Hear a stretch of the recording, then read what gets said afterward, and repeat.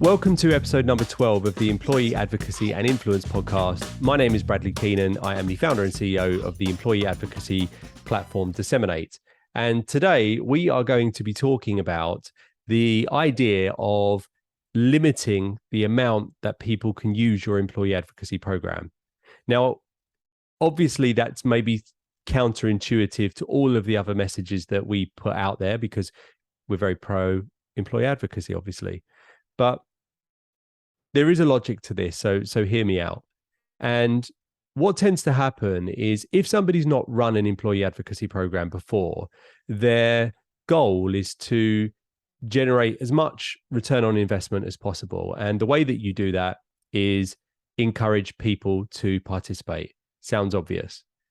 But in the process of doing that, people fall into different camps. You have somebody who is, I guess, proactively against the concept of employee advocacy. Then you have people who sit in the camp of almost don't have a feeling towards it, and they probably won't become users. Then you have people who recognize the value in it. They're going to use it because it helps them in their job, it enables them to share to social in a more, I guess, controlled way. But then there's another group which actually present more of a risk to you, and that is that people who are over eager. So in the process of you onboarding people and encouraging people to use your employee advocacy program, some people can take that the wrong way and think that the more they share, the better, which I guess is easy to understand why somebody would feel that way. And just like with gamification, I know we spoke about this in a previous episode, but when you gamify something, you immediately assign a value against activity. So just like in sports where you score a goal, that's better. In employee advocacy, someone would think that the more content they share, the better. But it actually has the opposite effect, because if somebody starts to share 10, 15 pieces of content to their LinkedIn every single day, then the message is being put out there from the advocate that actually this isn't a good thing because we're carpet bombing LinkedIn with content. We're not thinking about the things before we share them. And the same person who's maybe overeager with sharing is probably overeager when it comes to connecting with people. So what you can create is almost a anti-advocate, because this person starts sharing all the content and they've also done a really good job of connecting with every single person in the organization. So they're putting this message out there that actually your employee advocacy program is designed to overshare on social networks, and that doesn't look great because people looking in see this this overactivity on LinkedIn. So for you as a program leader, it's wise to, before you launch, consider how many pieces of content do you think that would be the maximum amount somebody could share in a day. So I post to LinkedIn pretty frequently. I would say every day, sometimes at weekends as well. And I've tested moving to 2 pieces of content a day, and I'm very careful about that and looking at the impact that has. And what I've noticed is that when I post 2 pieces of content per day, the second piece of content that I post will actually almost put the brakes on the engagement from the first piece of content that I posted in the morning. So I try to think about time zones because we have clients in Europe and we have clients in the US. But actually, if I post a piece of content that I think is really valuable, sometimes it's better to leave that piece of content running for 2 days. So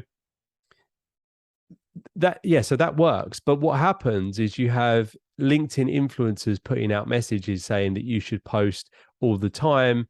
There's a bit of a cliche when it comes to people like Gary Vaynerchuk, obviously hugely successful in his LinkedIn following, but he has that much of a following that he could post 15 times a day and nobody would care.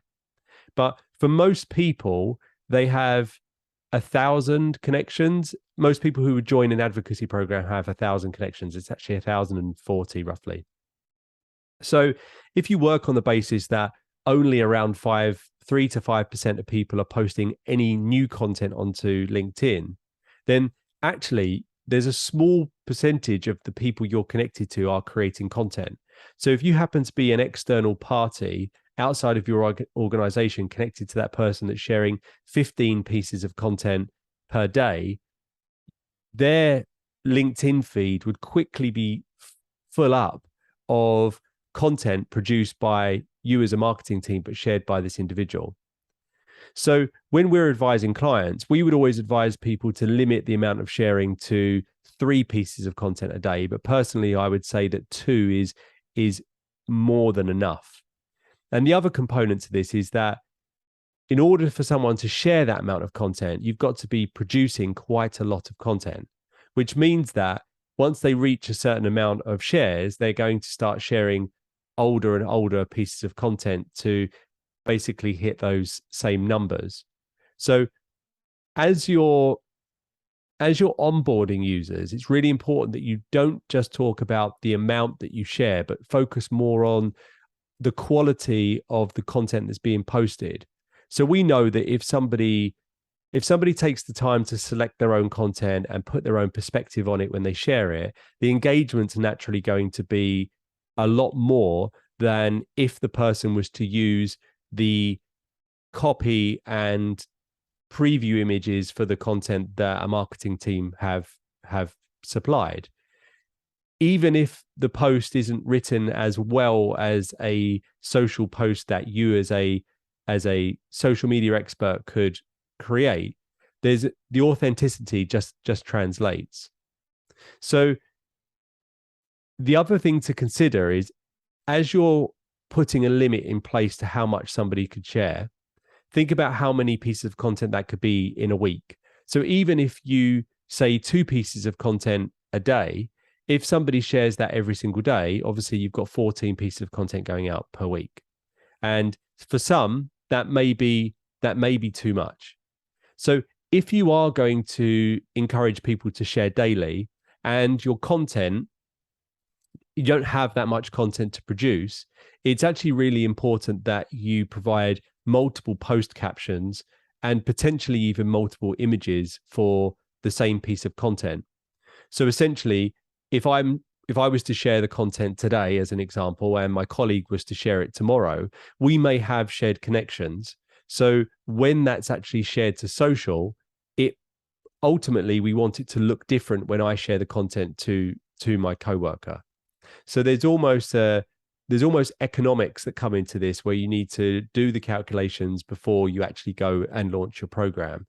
But the most important thing is that you educate people as part of training to know that this isn't a quantity game, it's a quality game, and sharing less but with better quality is far better than just sharing 15 pieces of content every single day. So I hope that was helpful. I will add some resources in the footnotes of the show, just like I do every week. But in the meantime, if you have any feedback about the podcast, I'm really excited to hear it from you on LinkedIn. So please do send me a connection request.